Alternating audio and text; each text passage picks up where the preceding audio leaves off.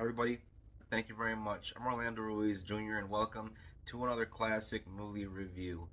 I am talking about a black and white comedy from 1938 directed by the great Howard Hawks, who directed classics like The Big Sleep, the original Scarface. He also directed The Thing from Another World, Rio Bravo, Gentlemen Prefer Blondes. One of the most versatile directors out there from this golden age of classic Hollywood.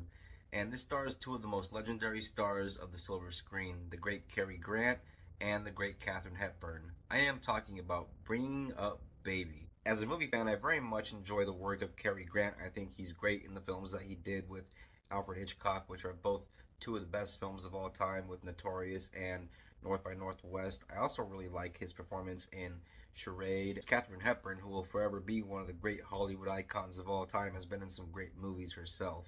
Movies like The Philadelphia Story, On Golden Pond, The African Queen, and one of my personal favorites, Guess Who's Coming to Dinner. In this film, she plays the role of Susan, and her character is very kind of ditzy, and so her job is mainly to get on your nerves and the nerves of the main character, David, played by Cary Grant. Cary Grant is a paleontologist. At the very beginning of the movie, we see that he is engaged to be married, and he's in a museum getting this dinosaur built, one of those big skeletons of a dinosaur, getting it put together.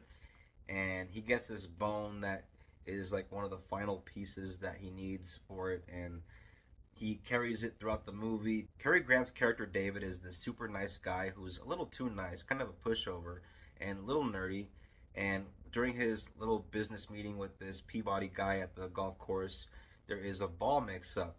And that is where Katharine Hepburn's character Susan comes in. From the very first moment that David confronts Susan about the little ball mix up on the golf course, as a viewer, I always have this feeling like David is on edge just a little bit from that moment on, and then that kind of builds and builds gradually with each interaction that he has with Susan. Katharine Hepburn and Cary Grant both had that transatlantic accent that was frequently represented in a lot of classic movies back in the day, and because of that, with the dialogue, a lot of the scenes have this great rhythm to it, with a lot of the jokes, a lot of the little quips and stuff, just boom, boom, boom coming at you. After the little ball mix up at the golf course and the little mix up with the car, and David not being able to secure his $1 million donation from Mr. Peabody, you kind of feel for David because something else is going to happen. And sure enough, she ends up calling him. Susan calls him and says, "Come over to my place. I have a problem. I need your help."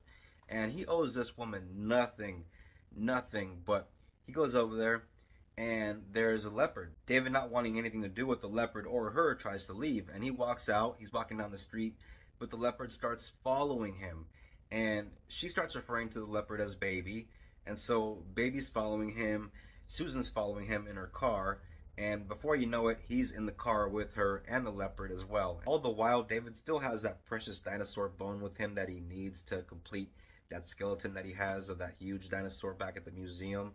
And so they go back to Susan's house, and we see that obviously she's very well to do, must come from a very wealthy family, because huge place, and she has like this barn to lock up the leopard behind bars. And so she puts the leopard in there, and then he wants to take a shower.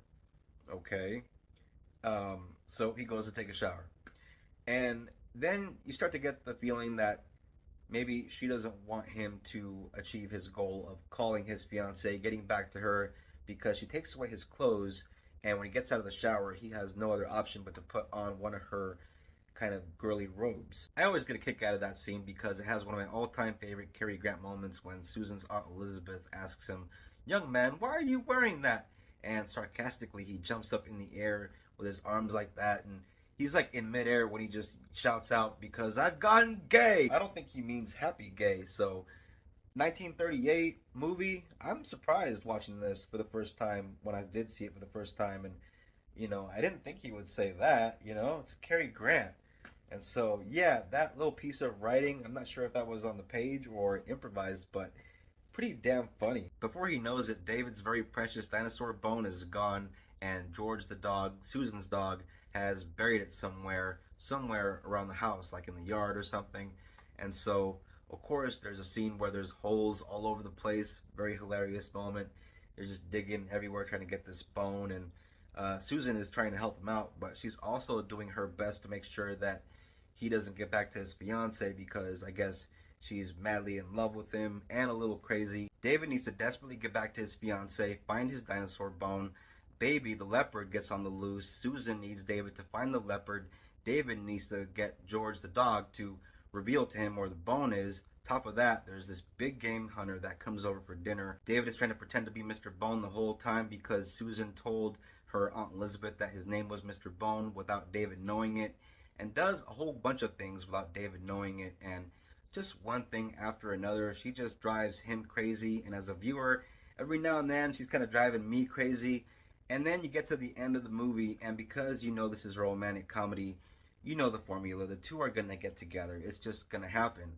And the way it happens in this movie, I just don't understand it because throughout the whole film, her character is so damn annoying. And out of the blue, right at the very end, he's just like, I love you. And she's like, I love you. And you're like, all right, I kind of expected that. But yeah, I mean, back in the day when this first came out, I understand this was kind of a flop.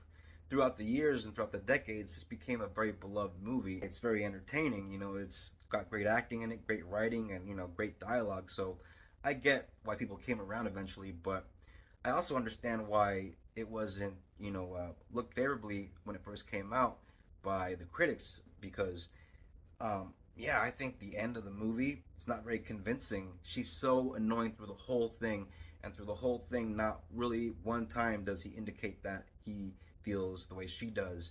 He kind of lightens up on her a little bit towards the third act, but yeah, him going, I love you at the end, I don't know. It's just kind of hard to buy just because the whole movie she's so damn annoying. But at the same time, she does show moments where she can be kind of lovable, and so that's just because it's Katharine Hepburn in the role. But overall, this is a terrific film. I think it's a very fun comedy, and I give it 3.5 stars. Everybody that knows me knows that I'm a hard copy kind of guy. I'm a physical media kind of guy, so I'm gonna have a DVD or Blu-ray, and I do have a Blu-ray of this classic Bringing Up Baby. Right there, you can see Katharine Hepburn and Cary Grant in the center there, and a little bit of leopard print there in the title. 1938 Springing Up Baby from director Howard Hawks, a classic screwball comedy for those that want to just laugh and have a good time. Thank you very much for watching this classic movie review. I always appreciate it. If you're into the classics, if you're into movies, if you're into this kind of thing in general, and if you're new to the channel, hit the bell, become a subscriber. Please don't forget to comment, share, like, and if you're a returning viewer, thank you very much for your support. I always appreciate it. Everybody take care of each other. Peace out. God bless. And I hope you all have a safe 4th of July. Take care of each other. Bye.